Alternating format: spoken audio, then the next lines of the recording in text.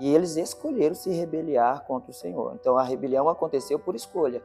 Nem os anjos são condicionados a não ter escolha, a ser um robô, como você disse. Então o Senhor sempre prezou isso, né? Dar a liberdade de escolha. Os anjos escolheram. Tanto que os que ficaram, que permaneceram, não permaneceram obrigados. Até porque Deus não precisa de anjo, não precisa do homem para ser quem ele é, né? Mas ele deixou escolha. Tanto que os que estão porque querem, servem porque querem, né, estar ao lado do Senhor. Está começando o Único Caminho Podcast. Nossa primeira edição, e eu estou aqui com o pastor Tiago, onde a gente vai falar sobre Cristo, sobre um evangelho simples e trazer leveza para a vida no Espírito. Que possamos começar bem e que seja a primeira edição de muitas mesmo. Que Deus possa estar nos guardando, nos guiando e nos dando discernimento e sabedoria. Tiago. Amém. Olá, meu nome é Tiago, sou pastor, tem 20 anos que eu estou na caminhada e agora junto com o Fábio, com alguns irmãos, estamos aqui para facilitar a compreensão do Evangelho, para que você possa entender de forma simples como Jesus quer nos revelar coisas profundas, né? Que nessas conversas você possa conhecer e ter mais revelação da parte do Senhor. Amém. Amém. Vou começar contando um breve testemunho da minha transformação, algo para vocês se identificarem um pouco comigo. Eu falo para as pessoas que eu nasci de novo com 36 anos de idade. Foi onde eu conheci a Cristo e está sendo um processo que está sendo galgado passo a passo, sem pressa, com leveza. É um evangelho que, como eu imagino que Cristo seria nessa terra. Então, eu estou sendo transformado a cada dia. Ainda sou falho, pecador, cheio de defeitos, mas decidimos nesse passo desse podcast trazer para as pessoas que elas podem ser transformadas.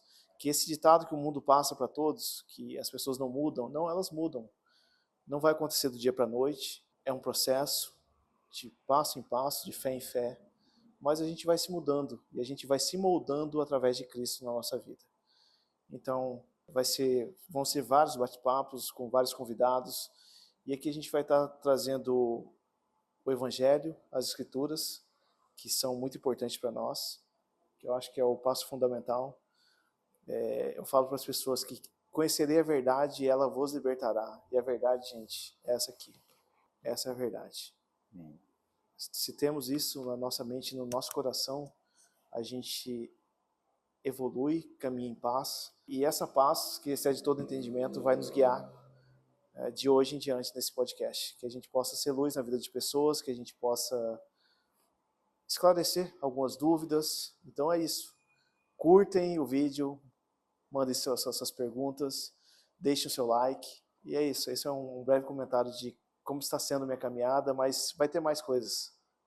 Tiago, nosso pastor, que vem me abençoando, vem me ajudando muito nessa caminhada. E eu convidei ele justamente para a gente trazer esse evangelho simples. Amém. Sem complicação, onde Jesus é o centro da nossa vida. E por isso é esse nome, o único caminho. Porque nas Escrituras diz, eu sou o caminho, a verdade e a vida. Ninguém vai ao Pai a não ser por Ele. Então é Ele. Ele é o nosso único caminho. Então, um questionamento que me veio hoje, pastor, foi justamente onde Jesus aparece no Antigo Testamento, se ele só nasceu no Novo. Aliás, essa é uma pergunta muito boa, embora muita gente no Antigo Testamento tinha um deslumbre do que poderia ser o Messias aguardado. Tanto que o mistério do Filho foi tão bem guardado que quando ele veio, ele chocou muito o pessoal da época. Como pode dizer que Deus tem filho? Deus é um só. Então, assim, diante disso, em momentos que ele está andando, ele fala para João, antes de João ser, eu sou, né? Você pode ser mais velho que nosso pai Abraão, antes de Abraão ser, eu sou. João fala, esse vem pós mim, mas ele é antes de mim. Então, ele já vem se revelando antes, desde o tempo em que Deus prefigura as vestimentas de Adão e Eva quando peca, né? A gente vê que o pecado nos traz nudez, né? Nos mostra, né, o que só depois do conhecimento do bem e do mal, eles poderiam ter visto. que estavam nus. Então, quando o Senhor ele mata um animal para vestir a nudez de Adão e Eva, ali já é uma figura de Cristo, que ele estaria nos revestindo, guardando a nossa vergonha, nos tirando essa vergonha. Então, Jesus já está sendo falado desde aquela época. E não somente isso, né? Tem a Páscoa, o pessoal acha que acontece nos dias de hoje, Sim. mas a saída do povo do Egito, ela lembra isso, né? É uma figura que o Senhor faz, vão sacrificar um cordeiro macho de 1 ano, sem defeitos. Então ali já era uma figura de Cristo, né? Já prefigurando a vinda do Messias. Era um sacrifício que era oferecido em holocausto, justamente já predizendo a vinda dele, né? Interessante. Também em Levítico, as leis cerimoniais onde o cordeiro serviria para expiar o pecado anualmente, né, de todos aqueles que tinham que levar o seu sacrifício. Então, o cordeiro já estava sendo apontado lá atrás, para que quando ele se apresentasse, não fosse uma surpresa. Por que Deus criou o mundo sabendo que o homem cairia? Porque a gente sabe que, né, nosso Pai, ele sabe de todas as coisas, né? Criador do céu e da terra. Qual é esse plano de redenção que ele tem para nós? Por que tudo isso, sabe? Por que ele criou tudo isso sabendo que nós, falhos, pecadores, iríamos andar nessa terra? Por que tudo isso? Qual é a tua visão sobre isso? Assim, falar da presciência de Deus é um pouco mais profundo, né? Porque tudo ele já sabe, mas mesmo ele sabendo, ele não muda os seus desejos. Como ele já sabia que o homem, construindo a Torre de Babel, ele já sabia que o homem ia ser teimoso. Mas eu vejo o Senhor guardando a sua presciência, mesmo sabendo de tudo. Tanto que ele fala, isso está escrito, ele diz que vou descer para ver o que o homem está fazendo.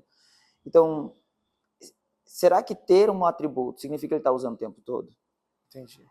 Então, assim, quando ele faz o homem, sabendo que o homem pode cair, e ele mesmo assim o faz, mas ele o faz sabendo que o amor não pode ser algo obrigado. Por exemplo, você é casado. Sim. E você tem alguém que não tem outra escolha a não ser te amar. Você se sentiria amado, sendo que ela não tem a escolha de ter outra escolha? Então, fazer a sua criação, dando a ela a oportunidade de escolher o bem ou o mal, mesmo ele sabendo que em algum momento cairia, ele não mudou, porque o amor verdadeiro, acredito eu, é aquele que você escolhe. Sim, eu acho que isso traz bastante à luz o mundo que a gente vive hoje, né? Hoje a gente tem muitas tecnologias que pode ser usada tanto para o bem quanto para o mal. Então a gente está usando esse momento da tecnologia para fazer o nosso ID, né? Então a gente está fazendo o ID de atingir mais pessoas, mas para a gente trazer à luz isso, é que Deus não nos fez robôs, é mais ou menos isso. Ele não fez uma linha de montagem, que não, vocês vão ser assim, assim, assado. Eles nos fazem e nos dá esse livre-arbítrio, né? Que interessante. Até mesmo os anjos. Porque ainda que os anjos foram feitos na sua forma pronta, não são como nós, os homens, o primeiro molde que gerou outros moldes, né? Não teve. Os anjos já estavam prontos. E ali eles já tinham seus afazeres diante de tudo isso. Mas eles puderam escolher. Tanto que Lúcifer levou 1/3 dos anjos e eles escolheram se rebeliar contra o Senhor. Então a rebelião aconteceu por escolha. Nem os anjos são condicionados a não ter escolha, a ser um robô, como você disse. Então o Senhor sempre prezou isso, né? Dar a liberdade de escolha. Os anjos escolheram. Tanto que os que ficaram, que permaneceram, não permaneceram obrigados. Até porque Deus não precisa de anjo, não precisa do homem para ser quem ele é, né? Mas ele deixou escolha. Tanto que os que estão porque querem, servem porque querem, né, estar ao lado do Senhor. Que legal. E para a gente ver, né, você me trouxe sobre os anjos, né? A gente vê nas escrituras que eram criaturas belas, né? E são, né, criaturas belas. E a gente às vezes cria na nossa mente figuras demoníacas, macabras. E isso traz à luz para a gente que nem sempre o mal se apresenta com uma forma ruim, né? Nem sempre o pecado vem com uma forma que degrade, que é asqueroso. Não, às vezes o pecado se mostra de uma forma boa, né? Sim, de uma forma bonita. É bom entender o que significa a palavra anjo, né? Anjo significa mensageiro. Tanto que se você olhar, tem os mensageiros de Deus e tem os mensageiros de Satanás. Por isso que a palavra, quando o Senhor fala em Apocalipse, ao anjo da igreja, escreve isso. Está falando assim, ao mensageiro da igreja, o pastor local da igreja. Então, os que caíram, perderam a sua identidade, não são mais anjos. A sua identidade ela foi perdida quando eles deixaram o lugar e a posição que possuíam. Perderam a identidade, perderam os seus nomes.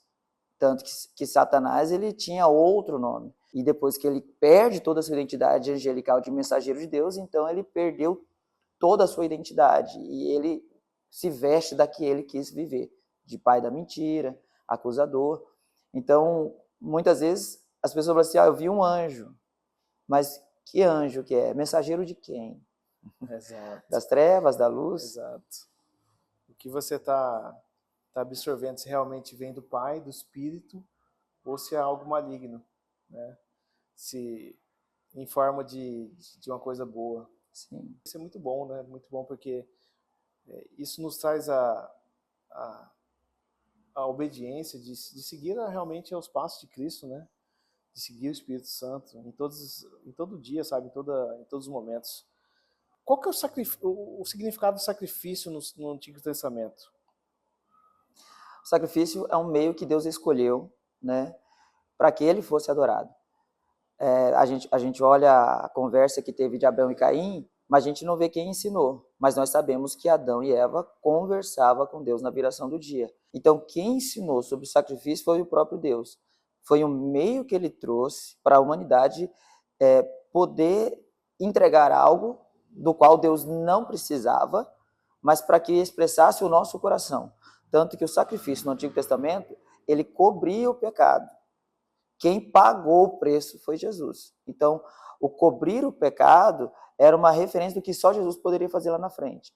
Então, o sacrifício é o meio que Deus instituiu, e ele mesmo ensinou. Tanto que Adão e Eva ensinaram, passaram isso para frente, porque os filhos não estavam na conversa com o Eterno, e a gente vê ensinamento passando, e eles decidem fazer o primeiro culto. Né? Vamos agradar a Deus? E eles então trazem os seus sacrifícios, né? Um trouxe a sua primícia dos seus rebanhos e o outro trouxe da agricultura, daquilo que fazia.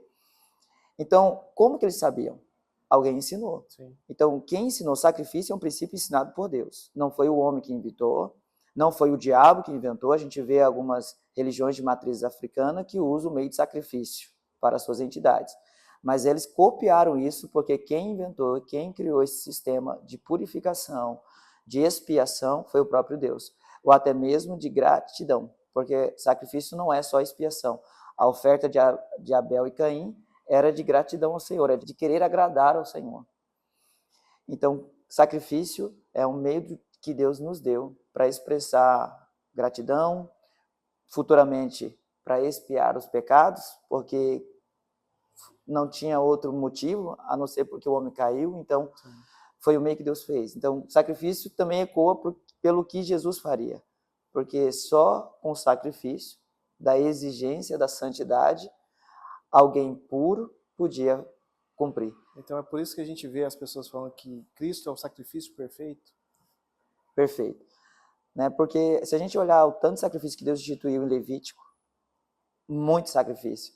Se nós olharmos quando Davi, para trazer de volta a arca que Saul tinha perdido pela falta de responsabilidade, de honra ao Senhor, ele faz um caminho de cada 6 passos, animais serem sacrificados, né, como um meio de purificação, né, de uma adoração, porque sacrifício também remete à adoração. Nós olhamos agora, Paulo escreve a carta aos irmãos e ele fala, sacrifícios agradáveis a Deus são os lábios que confessam o seu nome. Então, o sacrifício continua hoje, mas não no modelo do Antigo Testamento, da Antiga Aliança, mas aonde nós que somos a morada de Deus, tabernáculo de Deus, continuamos oferecendo sacrifício, mas agora com sacrifício perfeito, sem necessidade de morte de animais, mas agora num modelo em que ele recebe diretamente, porque Jesus em nós é o sacrifício que ecoa eternamente. Então podemos agradecer a Deus, porque por meio dele, nós oferecendo a ele sacrifício através de Cristo. Ele é o sacrifício perfeito. Né? Se fôssemos continuar da época que foi instituída a lei e pelo tanto de gente que hoje professa a fé, os animais não existiria para tanto sacrifício, para tanto ser humano que precisa expiar pecado. Como entender os mandamentos das leis de Moisés? o que você traz sobre o que era a lei, Antigo Testamento, para o Novo Testamento, sabe? O que cumprimos ou não cumprimos? Porque a gente vê muito, eu vejo como se fosse um engano, né? O que você me diz sobre essa questão dos mandamentos da lei? Porque pessoas querem guardar o sábado, aí Cristo veio e mudou um pouco o sentido disso, do Shabat. Uhum. Né? O que você me diz sobre isso? Primeiro, a lei é o Senhor. A lei, ela representa a moralidade e o caráter de Deus. Por isso que a lei em si, ela não é ruim. Ela não é ruim. Mas ela mostra para nós, depois que comeu o fruto do conhecimento do bem e do mal, não teríamos como satisfazer a exigência da perfeição da lei de Deus. Porque a lei é boa, ela não é ruim. Sim. Mas ela mostra para nós que nós não temos como cumprir.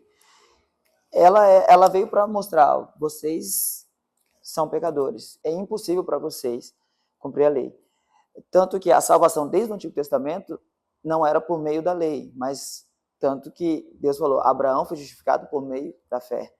Então, a fé em Deus é um ato de justificação. A lei é para expressar quem Deus é e que nós nunca poderíamos, em nós mesmos, satisfazer a exigência da perfeição de entrar no céu.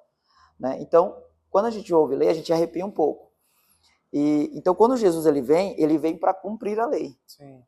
E se ele cumpre a lei, e esse é um choque, até um pouco polêmico a gente conversar um pouco sobre isso, porque muita gente fala assim, nós também temos que cumprir. Mas se nós temos que cumprir toda a lei, logo a cruz de Cristo é vã, porque Isso. se ele veio para cumprir a lei em nosso lugar, como que você pode querer cumprir a lei? Claro que a gente não vai entrar no legalismo, Sim, né? sim. Então pode todas as coisas? Não. Não é bem assim. Se você um dia entregou sua vida para Jesus e o Espírito Santo entrou em nós, ela cumpre aquilo que Deus falou, darei a vocês um coração, né? Tirarei o coração de pedra e darei um coração de carne, ou seja, um coração sensível à vontade do Senhor. Sim. Por quê? Nós olhamos para o fruto do Espírito Santo no Novo Testamento. Sim. O fruto do Espírito Santo é o caráter de Deus. Lá fala bondade, longanimidade, fidelidade, mansidão. Isso tudo é Deus. Isso tudo é Jesus. Né? Então, quando a gente olha para que o que o Senhor nos aponta, o fruto de ter um relacionamento com Ele, nisso a gente consegue viver o que os antepassados no Antigo Testamento não conseguiam, porque era impossível para eles. Porque o Espírito Santo não estava derramado sobre todos, para os capacitar a viver numa lei onde você não está preso em ordenanças, mas num Espírito que nos leva a viver a vontade do Senhor. Então, assim, a lei se resume, tanto que Jesus ele fala, toda a lei se resume, né, em 2 grandes mandamentos, amar a Deus sobre todas as coisas e amar o teu próximo como a ti mesmo. Então, se eu amo, eu cumpro toda a lei. Toda a lei. Isso. Toda a lei. Isso eu levo muito, muito comigo, sabe? Porque se um ser ama o seu irmão, ele não vai querer roubar, não vai querer matar, não vai querer fazer nenhum mal contra ele, né? Então, é redundante, né? Se você ama o seu próximo, você não vai querer fazer mal nem nada sobre ele. Agora, partindo para o lado que você falou sobre o sábado, sobre as outras leis que eram instituídas, que não são só morais, mas rituais, né? Como guardar o sábado, como não comer certo tipo de alimentos. Tudo isso aí no Novo Testamento ele é revelado. Mas a graça, ela é muito mais profunda do que a lei. Ela é muito mais difícil do que a lei. Porque se na lei nos éramos apontados para descansar um dia, como era o sábado, e que Jesus ele fazia as coisas no sábado que era aparentemente proibido, menos para o sacerdote, Sim. né? Sim. Porque Jesus é o sumo sacerdote, então ele não pecava quando ele fazia algo no sábado, por isso que ele, né, para ele não foi imputado pecado. E nós olhamos ali, e Jesus ensina que fazer a obra era todos os dias, e especialmente no sábado ele fazia, para mostrar que a lei agora mudou. O cumprir o sábado ele é muito mais difícil para nós hoje do que para eles antes, porque se era um dia separado para não fazer nenhuma outra função profissional, nenhuma outra função de auxílio, a não ser buscar a presença do Senhor, agora para nós muito mais, porque o Senhor nos chama para andar no descanso, todos os dias, porque ele é o Senhor dos sábados. E ele entrou na nossa vida. E se ele entrou na nossa vida, o sábado mora em nós. E nós somos chamados para andar nesse descanso todos os dias. Se o sábado era separado para sacrificar, para buscar a Deus, para adorar, e agora o sábado vive em nós, o Senhor está chamando a nossa caminhada de uma vida que tudo glorifique Ele todos os dias. Então não é mais um dia. Agora o dia mora em nós.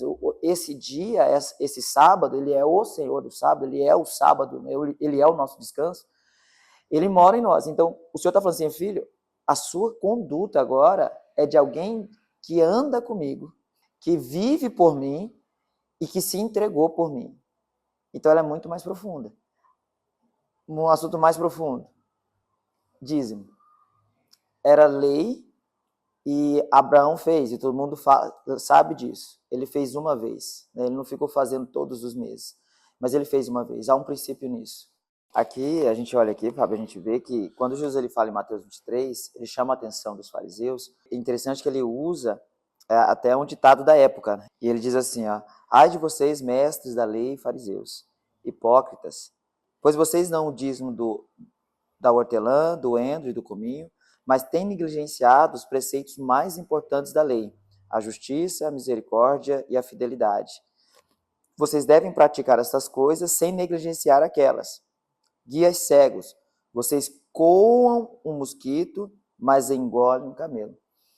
Então, aqui, quando o Senhor está dando esse ensinamento, que deve ser feito uma coisa sem negligenciar a outra, é porque ele estava cumprindo a lei. Jesus não podia falar de não fazer os preceitos, porque ele ainda não havia morrido na cruz. E como ele não havia morrido na cruz, ele tem que cumprir a lei. E ele tem que ensinar a fazer isso. Tanto que quando a mulher ela pega no ato de adultério e a lei manda matar na pedrada, ele manda cumprir a lei, mas com graça, né? Que atira a primeira pedra, quem não tem pecado. Então ninguém atira pedra, ele não a condena, ele a perdoa e ele deixa ela ir com o conselho de não fazer mais o que estava fazendo. Então, por isso, muita gente usa essa referência para dizer, aí, tá vendo? Temos que dar o dízimo. Mas olha só o que o Senhor fala, guias cegos.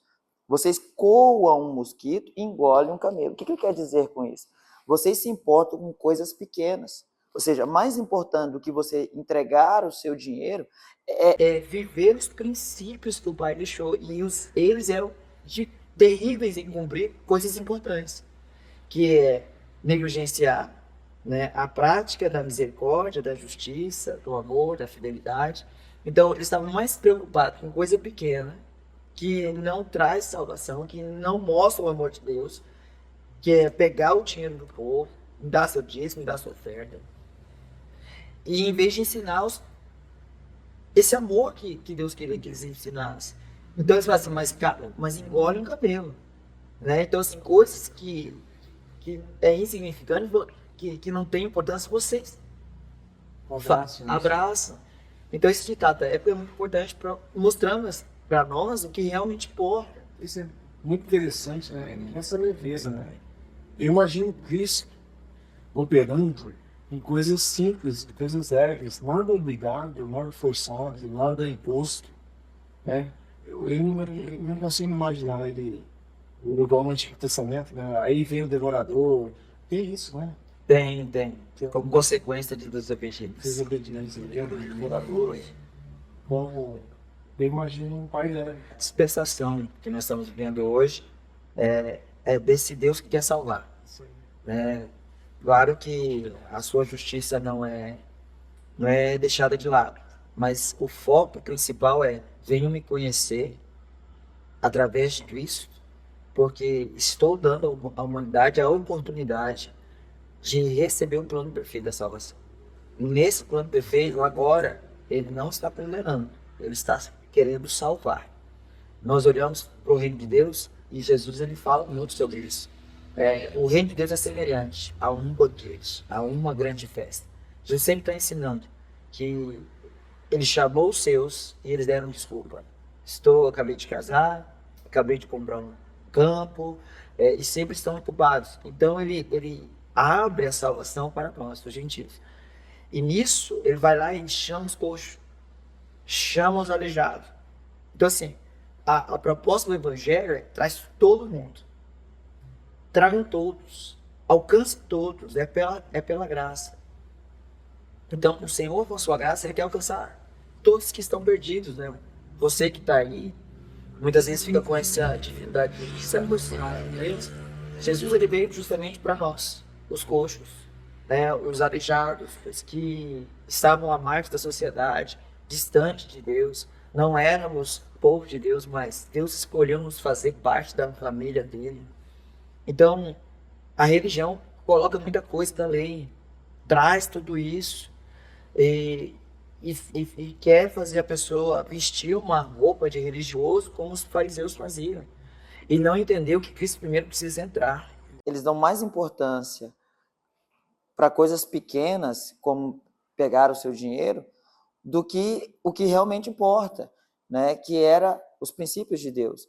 A misericórdia, o amor, a justiça, a fidelidade. Então, eles estavam cumprindo a lei do jeito todo errado, reprovado. Então, não estou dizendo que nós não devamos contribuir com a obra do Senhor, mas o Senhor está mostrando para nós que há algo mais importante, né? Então, na lei era o dízimo. Aqui ele fala, porque ele está cumprindo a lei. Então, Jesus ele veio para cumprir a lei em nosso lugar, né? E não foi só 10 mandamentos, foram mais de 600 mandamentos. Então, só Jesus conseguiu cumprir tudo isso, porque a morte é a expiação de nos livrar da condenação de ir para o inferno. Mas o cumprimento da lei é a entrada no reino dos céus. Então, ele fez os dois. Ele nos livrou do inferno e ele abriu a porta do céu para nós. Então, quando a gente olha para Jesus, Jesus ele é tudo o que a gente precisa. Se no Antigo Testamento era 10%, ou seja, até mesmo antes da lei, como alguns podem querer falar, entregou 10%. Na graça é muito mais profundo, porque na graça o Senhor não quer 10%, Ele quer 100%. Né? Com o Senhor não existe 8 ou 80, ou é 0 ou é 100, ou você é dele ou você não é. Então, se partindo disso, a graça é muito mais profunda, como é a nossa entrega? É uma entrega guiada pelo Espírito Santo. Porque Paulo lhe ensina na graça, já com a lei cumprida, em 1 Coríntios 9,6, né, que cada um contribua segundo o teu coração. Então, como é que poderia eu falar, me dá o seu dízimo, se na graça fala, cada um contribua segundo o proposto no seu coração? Então, nunca que a lei abre margem para você contribuir de acordo com o que você pode ou com o que você tem. A lei é específica, ela é rígida, ela é uma só, mas na graça, o Senhor quer o seu coração. A gente olha para a oferta da viúva, o Senhor fala que ela entregou mais do que todos que entregaram naquela época. E ela entregou pouco, mas ela entregou tudo. As 2 moedinhas, né? As 2 moedinhas. Ela entregou pouco, mas ela entregou tudo. Então, essa é a referência da graça. O Senhor não quer só os seus 10%, Ele quer os seus 100%. Né? Eu não estou dizendo que você tem que entregar tudo. Né? Então eu tenho que entregar tudo, porque hoje a gente vê pessoas no sistema que usa da palavra para arrancar casa, para arrancar carro, né, das pessoas e dinheiro atrás de dinheiro. Eu não estou dizendo isso. Estou dizendo que o seu relacionamento com o Senhor vai te levar a níveis que Ele vai te guiar. É isso. Né? E eu tenho uma impressão muito boa sobre isso, que é um convite de relacionamento que a graça nos trouxe, desse 100%. Que as pessoas, que elas comecem a entender que Cristo, Ele tem um propósito para nós nessa terra. Sabe, é um propósito. E quando Ele fala da gente se doar 100%, é isso. No meu entender, não se trata de dinheiro, não se trata de bens, não se trata de um carro bonito, de uma casa bonita. Não que Deus não possa prover, Ele pode. Deus é maravilhoso. O nosso Pai é perfeito em tudo que Ele faz. Ele age com graça na nossa vida, Ele pode nos abençoar muito mais. Toda sorte de graça dessa terra. Já somos abençoados. Mas eu vejo que é algo mais. Que a gente lute por vidas, que a gente salve vidas. É por isso que você vai ver nas Escrituras, né? Buscar o reino de Deus, a sua justiça, e todas as outras coisas serão acrescentadas. Né? Que é Deus que faz a nossa vida, né? Sim, até voltando um pouco do que você falou, do que Jesus ele é no Antigo Testamento, a própria referência do maná, que alimentava o povo, que era um maná milagroso, que era todos os dias, é uma referência de Jesus para nós hoje, que ele nos supre. Porque o povo de Deus naquela época não tinha nada para oferecer. Eles eram escravos. Ainda que eles saíram do Egito, eles perderam parte do seu tesouro no bezerro de ouro. Então, o sustento do Senhor vem justamente quando eles não tinham nada para oferecer. Então, essa graça é sobre isso. Nós não temos nada para oferecer, mas ele continua sendo o maná de cada dia, o pão de cada dia. Então, na verdade, quem tem para entregar é o Senhor. E se a gente pode dar algo para ele, é porque primeiro ele nos deu. Essa é a graça. Você só tem algo para entregar para ele porque primeiro ele te deu, né? Que legal. E você me trazendo, eu me recordei agora sobre a serpente no madeiro, que o povo no deserto estava sofrendo com ataque, né, de serpentes. Isso, ali é a serpente de bronze, levantada. Que legal. Se a gente parar para fazer uma reflexão, eles fazem a serpente, penduram no madeiro, para que todos que olhem a serpente, mesmo picados, fossem curados. Isso também é uma prefiguração de Cristo, que foi feito sacrifício. Muita gente lê João 3,16 e ali é o centro do coração, mas se ele lesse tudo, ali tem uma referência dessa passagem, né? Assim como Moisés levantou a serpente de bronze, importa que o Filho do Homem, né, Jesus, seja levantado, para que quem olha para Jesus, né, quem entrega a sua fé, olhar fala de uma confiança, fala de uma segurança, que se você tiver os seus olhos nele, a sua vida entregue para ele, você é livrado da morte. Porque no Antigo Testamento aquelas cobras só vieram por culpa do próprio povo, né? Eles irritaram a Deus com o seu pecado. E Deus então permite que essas cobras venham, para que eles vejam que tudo que nós fazemos tem consequência, né? Deus é bom, mas Deus não é bobo, né? Então Deus não tolera a murmuração. Então a mesma prefigura que usa dessa serpente de bronze era para lembrar que lá na frente viria alguém que seria maldito também, que ele representaria o mal, tanto que naquela cruz só era morto gente ruim. Então ali era uma figura de gente ruim, assim como a serpente que era ruim para eles, era uma figura daquilo que era ruim para eles. Então o Senhor traz a mesma referência, é uma figura de Jesus no deserto. Então, quando a gente tem essa figura de linguagem, e muita gente usa isso para dizer que pode levantar imagens, né? E é um erro, porque Deus não mudou, ele continua que a sua fé seja naquilo que você não vê, né? Mas que confia por fé e não porque está vendo. Então ali era só uma pré-figura, tanto que aquilo ali ficou para trás e nunca mais se usou essa imagem, essa figura. Tanto que o bezerro de ouro era outra imagem e ali gerou morte, porque foi o povo que levantou, né? Não foi Deus que quis ensinar algo para o povo. Então as pessoas têm que entender que tem uma coisa que Deus faz para ensinar e que era uma referência de Cristo. E Cristo hoje ele quer ser encontrado num reino que se manifesta dentro de nós. Porque se a gente acredita naquilo que vê, logo não é fé, né? Então o Senhor ele quer que isso seja bem real. Então assim, eu quero dizer para você que se você precisa ter algo visível para poder basear a sua fé, você está pecando. Porque Jesus ele quer fazer morada e ele quer fazer essa morada através da fé. E olhar para Jesus e deixar ele entrar e falar, Senhor, governa a minha vida, se torna o Senhor como o Salmo 23 da minha vida e me guia e me livra do mal que eu causei, porque ninguém vai para o inferno por causa do mal do outro, mas por causa do seu próprio mal. E todos nós nascemos com esse mal, chamado pecado. Então, por isso nós precisamos de Jesus, porque todos nós pecamos. Não há um homem que cresça sem pecar. E por isso que nós precisamos de Jesus. Jesus, ele é essa figura que já era apontada, né? E muita gente não conhece essa passagem, né? E é por isso que é bom a gente conversar sobre ela. Jesus, ele se fez de maldito. Por isso que em Isaías 53 ele fala, né? E nós o refutávamos, né, como oprimido de Deus, mas era o nosso castigo que estava sobre ele. O castigo que nos traz a paz estava sobre ele. Ou seja, ele pagou o preço por causa dos nossos pecados. Então, não é coitado, é nós que éramos o coitado. E ele foi o herói, e ele é o herói, sempre será. Então, é uma figura de Jesus no Antigo Testamento muito clara para nós hoje. Na época, eles não entendiam, né? Que bênção. Eu vejo muito a minha caminhada e da minha esposa nesse contexto, sabe? De transformação, de passo em passo. Como Deus é tão maravilhoso, né?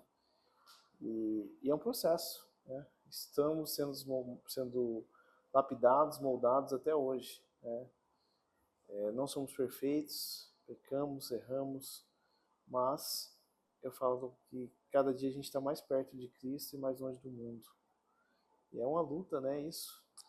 É uma luta porque ela é mais uma prefiguração do que nós somos hoje. Nós somos hoje casa de Deus, tabernáculo, ambulante. Agora, no Antigo Testamento, o tabernáculo também era uma tenda ambulante. E imagina só, vamos para tal lugar, tira a estaca, tira negócio, pega as coisas, junta, dobra, coloca nas costas, vê quem vai levar, famílias responsáveis, quem leva a arca da aliança. Então, assim, tinha toda uma estrutura, isso no deserto. Então, o Senhor, ele movimenta o povo e não era fácil fazer isso. Então, quando a gente olha para essa figura do próprio Deus morando numa arca, num tabernáculo, e é a própria referência do que Deus faria conosco hoje, tudo aquilo ali aponta para Jesus também. Então, se tinha essa dificuldade de estabelecer o lugar, a casa de Deus, onde ele morava, também seria para nós hoje, né? Então, nós também temos essa dificuldade, porque não é fácil ser casa de Deus. Somos atacados, o inimigo quer manchar a imagem de Deus em nós, porque agora nós somos a imagem restaurada de Deus, e é o que mais está acontecendo nos dias de hoje, porque eu acredito que nós estamos nos últimos tempos, em que o Senhor falou que nos últimos dias seria como o tempo de Noé, promiscuidade, pecado chegando ao máximo, ao ponto de trazer a justiça e a ira de Deus. Então eu creio que isso está acontecendo, e o inimigo ele quer isso, porque não é só a questão do mundo que está configurado para que a gente possa querer pecar, mas temos o inimigo das nossas almas, e que quer humilhar e falar, olha só, o seu filho morreu por isso?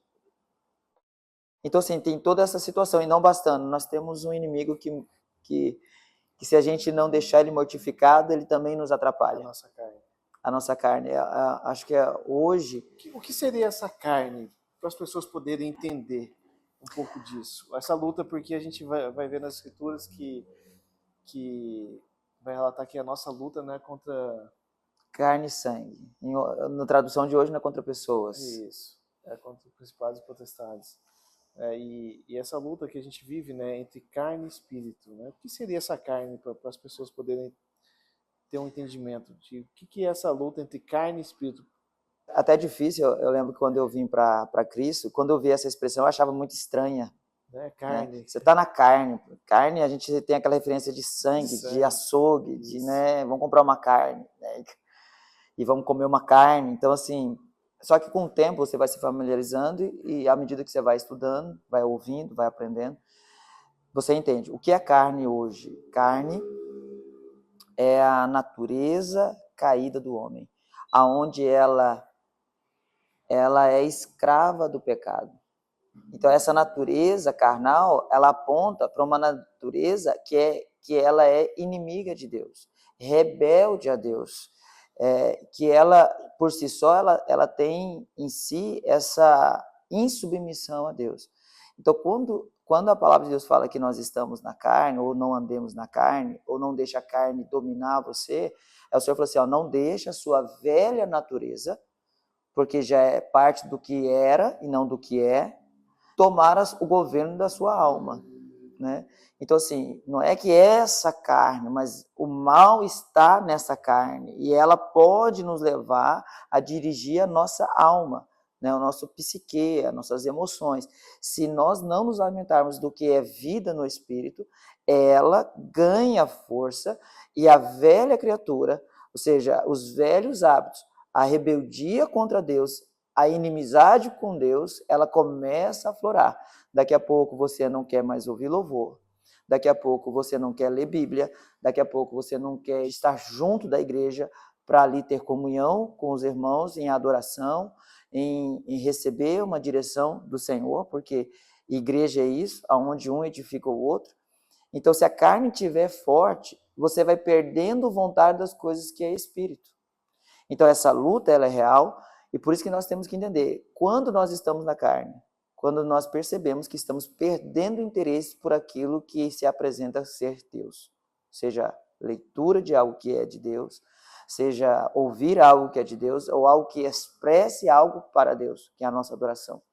Então, carne é a nossa natureza caída, condenada, inimiga de Deus. E ela é ruim, tanto que ela não vai entrar no céu. O Senhor vai transformar ela. E nós vamos ter esse corpo transformado como de Cristo. Cristo, quando ele foi glorificado, ele tem esse corpo, que com portas fechadas com os discípulos, ele atravessou aquele lugar e estava no meio deles. Né? E também, com o mesmo corpo, quando ele se apresenta na praia, estava assando um peixe para comer junto com os discípulos. Então, é um corpo que é glorificado como no começo, que também se alimentava de todo o fruto do conhecimento, de todo o fruto, né? Até podia dar a árvore da vida, mas não tomaram dele. Então, assim, o Senhor vai restaurar tudo isso. Nós temos 3 inimigos. O inimigo, o mundo e a nossa carne, que não podemos deixar ela viva. Não podemos deixar ela sair da cruz, né? Porque a referência de batismo nas águas é que o velho homem foi embora. E essas situações que a gente vive no mundo hoje, que o mal do mundo não é mais as doenças conhecidas, mas a gente vive um mundo com ansiedade, depressão. Em Cristo, isso pode mudar a vida dessas pessoas, pastor? Cristo pode e Ele quer. Né? Ele pode mudar e Ele quer mudar, mas a pessoa ela precisa se entregar. Né? Ela precisa realmente abrir seu coração e num relacionamento. Tudo está baseado em relacionamento. Porque se a pessoa que diz amar a Deus não conversa com Ele, se a pessoa diz amar a Deus, mas não busca adorar, se a pessoa diz que ama ela, mas não faz questão de estar com ela de fato não está amando como diz amar, porque a palavra tem que ser acompanhada com ações. Então, eu já tive situações em que eu encontrei irmão na fé, irmão, não é nenhuma pessoa que não era do mundo. Já tive situações de pessoas do mundo que a primeira coisa que eu fiz é apresentar a Cristo. Porque muitas vezes a gente está querendo resolver uma febre, mas não resolver o problema da causa da febre, que muitas vezes é uma infecção. O que quer dizer? A ansiedade, ela é uma febre. Alguma coisa está causando a ansiedade. E eu digo de modo geral, esse problema, essa infecção, o que está causando, seja problema financeiro, um amor que foi embora, alguém que te traiu, alguém que te enganou, algo que tanto quer e não chega, e essa ansiedade toma conta, é a falta da presença daquele que traz plenitude. Porque Jesus ele fala, o ladrão vem para roubar, matar e destruir. E eu vim, ele revela o propósito, para que tenham vida e vida é abundância. Essa vida é a vida de Deus. Não é uma vida cheia de prazer, cheia de coisas, porque Deus não está interessado em coisas. Ele veio para trazer a vida que estava faltando no homem que perdeu lá no Jardim do Éden. Essa companhia com Deus, a presença de Deus, mas não só mais uma presença externa como era do Eterno, mas agora em Cristo, dentro de nós. Essa presença, que é alimentada através de um relacionamento, oração, que é expressa por meio de adoração, que busca a sua presença, ela se manifesta. Então, assim, o fruto do Espírito, que a gente vê em Gálatas 5:26, amor, paz, não tem como alguém estar ansioso, cheio da presença do Senhor. Então, quando eu falo que eu já vi isso acontecer, de apresentar para alguém, para uma mulher, que tinha acabado de ter a ruptura do seu casamento, ela estava num estado muito triste de depressão. Levantamos um jejum. Por que o jejum? O jejum não é só para ter autoridade sobre principado e potestades, igual em Efésios 6 fala sobre essa guerra que nós temos, né? E ela não é só para isso, mas ela também para mortificar uma carne que está tomada pela velha natureza. Porque uma pessoa que vive ansiosa é alguém que a velha natureza está ali de novo, como se fosse órfão, como se não tivesse alguém que fosse por ela. Então ela está ansiosa porque esqueceu que tem alguém que cuida dela. Então, quando a gente se enche do Espírito, a paz vem, porque a certeza de que o maná de amanhã já está preparado, a proteção dele não nos falta, toma conta de nós, ela não vai andar mais ansiosa, né? Ou ele não vai andar ansioso. Então, diante disso, de jejum, a carne dessa pessoa, depois que ela recebeu Jesus, porque ele é o que já age, é o que falta para todos nós, já junto com o jejum nós começamos a alimentar. Toda manhã a gente orava, 6 horas da manhã, lia a palavra. Por 7 dias nós fizemos isso. Com 3 dias não tinha mais ataque de pânico, não tinha mais vontade de se matar, não tinha mais vontade de fazer nada contra ela, porque aonde Jesus está e o Espírito Santo é alimentado, não tem espaço para o medo, para a ansiedade, para a morte, para nada disso. Isso é uma bênção, né? Sabe, porque no ano passado eu vivi um testemunho que é muito impactante. Eu tinha acabado de vir de vários jejuns, subidas ao monte, né? E numa viagem que eu estava fazendo, o Espírito Santo me tocou para me levar conforto para um amigo que não mora aqui, mora em outra cidade. E esse amigo estava passando por várias tribulações. E isso era uma sexta-feira, 10 horas da noite, o Espírito Santo falou, olha, fala com ele. E fazia alguns meses que eu nem falava mais com ele. E como ele mora em outro estado, eu 1 hora a mais. E eu me incomodei e liguei para ele, perguntando, querendo saber como que ele estava. Enfim, tribulação, guerra, tudo de ruim acontecendo naquele momento na vida dele. E aí eu ofereci para ele, falei, irmão, vamos levantar um jejum, vamos levantar um propósito. E eu falei de Cristo para ele, ele se animou, já se encheu. Não, vamos, como é que a gente faz? Expliquei de uma maneira simples. Ele já queria de forma agressiva, já, não, eu quero fazer 40 dias, já falei, não, irmão, calma, vamos começar um pouquinho. Enfim, ele começou no 13º dia de propósito, a vida dele já tinha sido transformada, tudo que estava de ruim começou a ser abençoado, e hoje ele caminha com Cristo. Então, olha que bênção, como o poder de jejum tem na nossa vida, né? Porque o que acontece? Quando você jejua, a carne enfraquece. Por outro lado, a oração, leitura da palavra, profetizar o que a palavra diz, né? O que você é em Cristo, fortalece o espírito. Nisso, os frutos dessa presença, fortalecida através da oração, através da palavra, começa a se manifestar. Então, assim, por isso que o jejum é muito importante. Cristão que não jejua, na hora que percebe que a carne está forte, e a gente percebe, todo cristão sabe quando está na carne. Percebe quando está frio, percebe quando não está mais orando, percebe quando não quer mais ouvir louvor, percebe quando não está com tanta vontade de ir a estar junto da igreja. Todo mundo sabe, mas o que pouca gente não entende é que se você viver na carne, você não cumpre o propósito de Deus. Você não consegue ouvir a Deus, você não é uma ferramenta útil na mão do Senhor, pelo contrário, você pode ser uma ferramenta do diabo dentro de casa, no trabalho e até mesmo perto dos irmãos, junto da família. Então, para nós, carne é situação resolvida do passado quando não tínhamos Cristo. Mas hoje, se algum momento ou outro a gente percebeu, levanta um jejum, né? Preza pela presença viva, né? Atuante em nós, através da oração, através do jejum, porque a carne não pode reinar na nossa alma.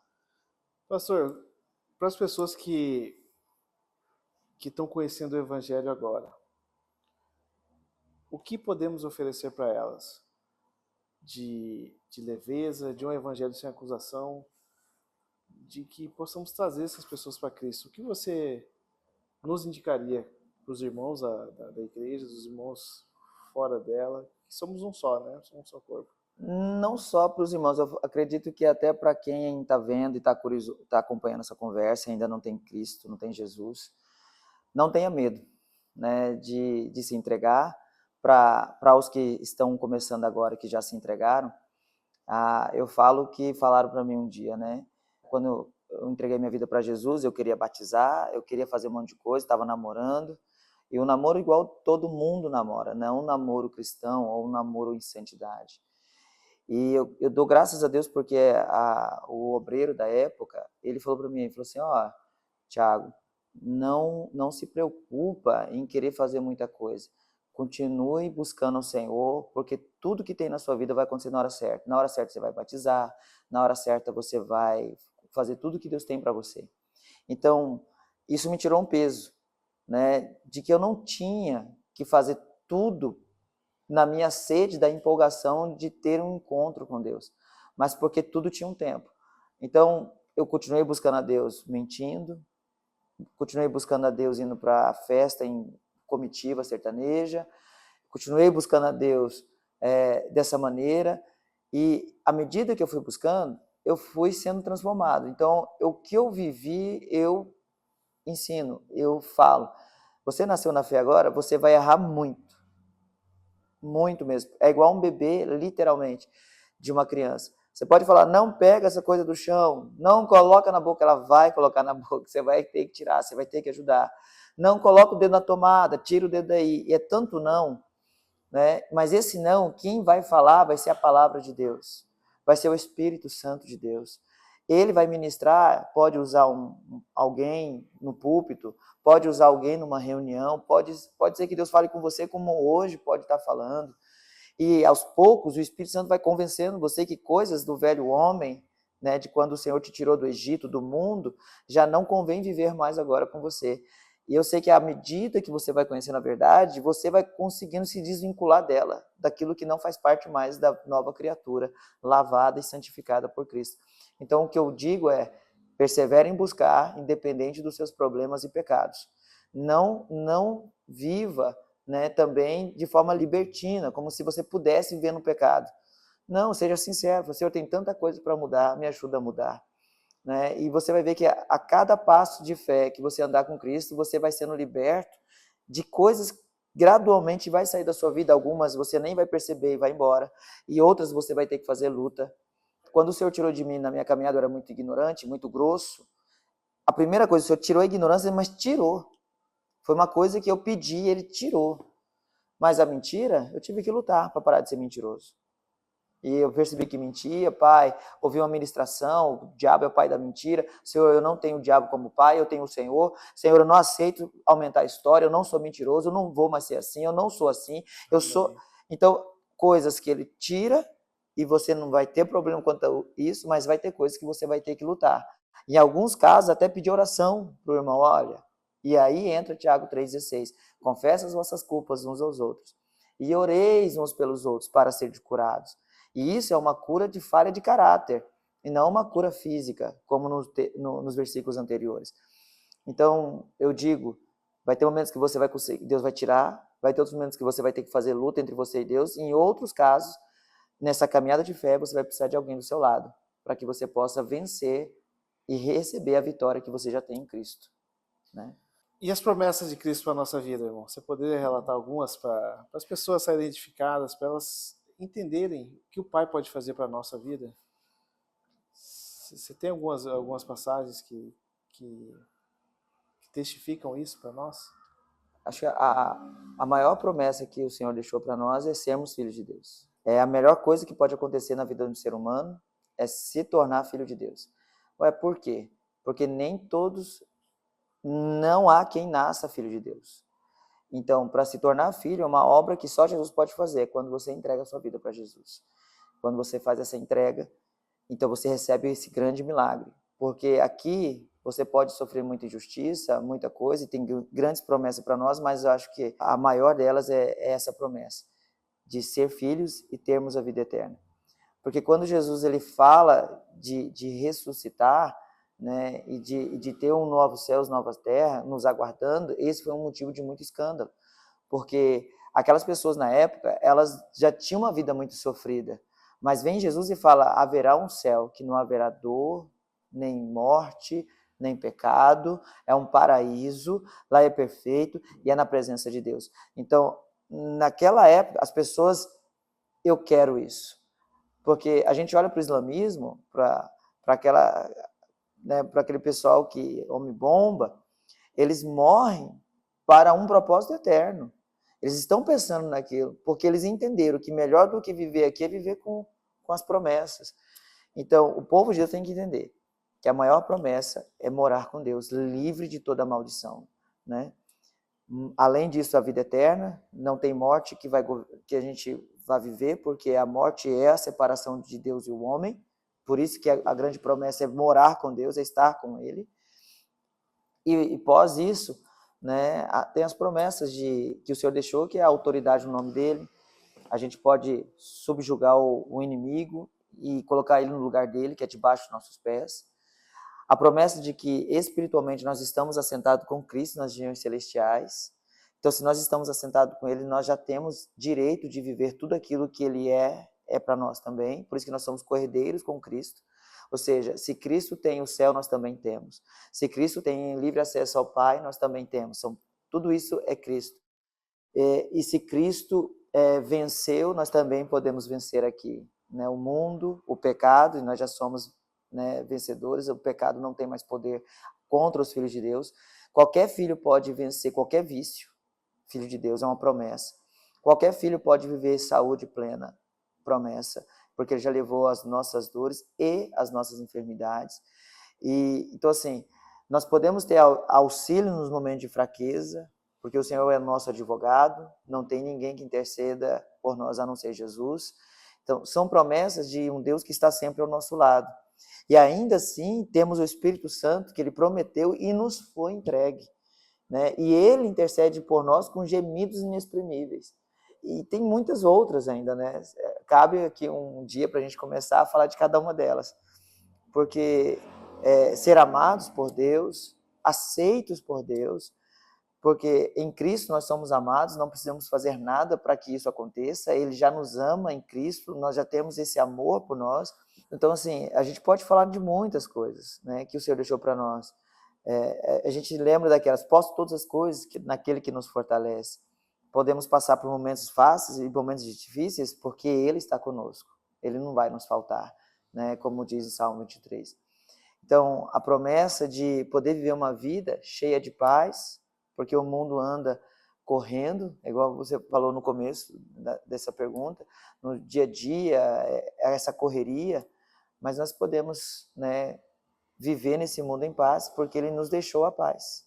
É uma promessa que é nos entregue e não como o mundo vive, porque o mundo só vive paz quando tem ausência de problemas, ausência de conflitos, onde está tudo bem, paz. Mas Jesus nos deixou uma promessa que a gente pode viver uma paz sobrenatural, mesmo com dificuldade, problema. Isso é interessante, né? Porque é uma falsa paz, né? Eu vejo muito o mundo, as pessoas do mundo, tentando preencher um vazio com coisas. É por isso que eu vejo como uma falsa paz. Eu vejo tanta gente com tanto, mas com tão pouco. Tendo muito, mas sendo tão vazio, né? Tão vazios. É por isso que a gente vê essa luta das pessoas. E isso eu sou testemunha, sabe, do agir de Deus, dessa transformação de entregar tudo na mão do Pai. Essa verdade tem que ser dita para todos, né? Que Ele nos acalma, Ele nos abranda o coração, que quando caminhamos com Ele te deixa tudo mais fácil. Mesmo em meio de tribulações, de guerras, de conflitos, a gente confiando nele, Ele está fazendo, Ele fez, faz e fará, né? Na nossa vida. Que bênção, meu irmão, que bênção. Que maravilha. Glória a Deus. Algo para nos edificar, alguma passagem que você queira deixar para o nosso final de conversa, algo que você trouxe, traga para nos edificar? João 10:10 que eu citei na nossa conversa. O inimigo, pessoas que usam a palavra, querem nos tirar as coisas, mas Jesus quer nos entregar, né? E Ele nos fez herdeiro. Ele tem muito para nos entregar nessa caminhada. Tem paz, tem saúde, e essa vida abundante, essa vida plena na presença dele.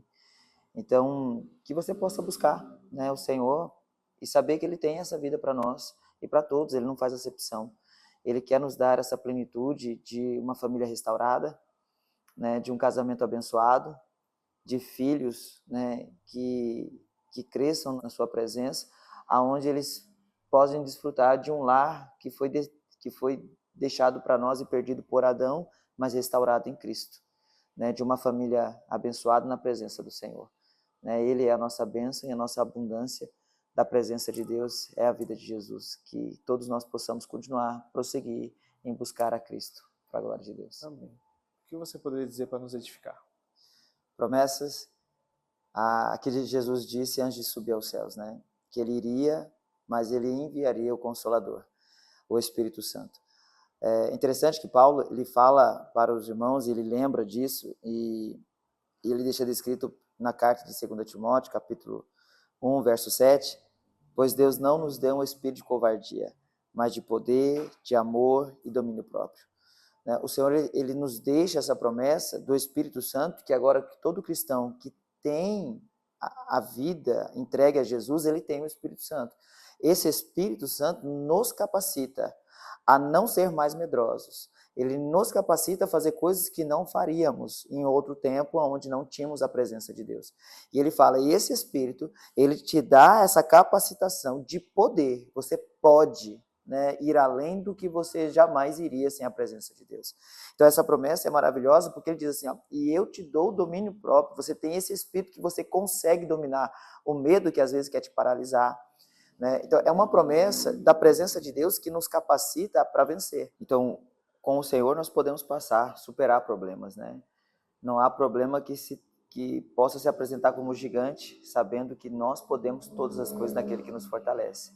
Né? Uma promessa que a gente pode ver que o Senhor nos deixa é que não só de nós sermos mais do que vencedores, mas que Ele vence por nós através da nossa fé.